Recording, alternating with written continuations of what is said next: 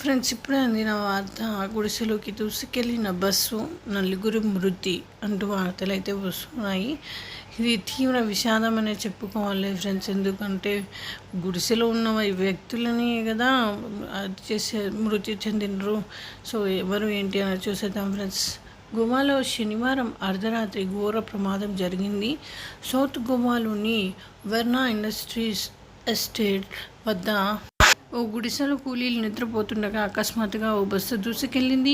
ఈ ప్రమాదంలో 4 కూలీలకు అక్కడికక్కడే మృతి చెందారు. మరో 5 కూలీలు తీవ్రంగా గాయపడ్డారు.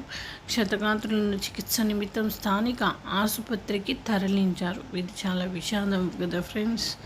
అయితే డ్రైవర్ మద్యం మత్తులో ఉండడం వల్లే ఈ ప్రమాదం జరిగిందని పోలీసులు గుర్తించారు. బస్సు డ్రైవర్ను అదుపులోకి తీసుకున్నారు. క్షతగాత్రులకు చికిత్స చేయడంలో వైద్యులు ఆలస్యం చేయడంతో వాళ్ళ పరిస్థితి విషమంగా ఉందని పోలీసులు చెప్తున్నారు. మరోవైపు మృతుల బంధువులు రూపేందర్ ఈ ఘటనపై మాట్లాడారు. ఈ ప్రమాదం జరిగిన సమయంలో తనకు ఫోన్ కాల్ రావడంతో గుడిసె నుంచి బయటకు వచ్చానని, ఆలోపే బస్సు గుడిసెలోకి దూసుకెళ్లిందని అన్నారు. ఈ ప్రమాదంలో తన సోదరుడు, మామ ప్రాణాలు కోల్పోయారంటూ ఆవేదన వ్యక్తం చేశారు. పోలీసులకు చెప్తే చంపేశానంటూ డ్రైవర్ని బెదిరించినట్లు వాపోయారు. ఈ సందర్భంగా మృతుల బంధువు రూపేందర్ మధుర్ మాట్లాడారు. ఈ ప్రమాదం జరిగిన సమయంతో తనకు ఫోన్ కాల్ రావడంతో గుడిసె నుంచి బయటకు వచ్చానని తెలిపాడు.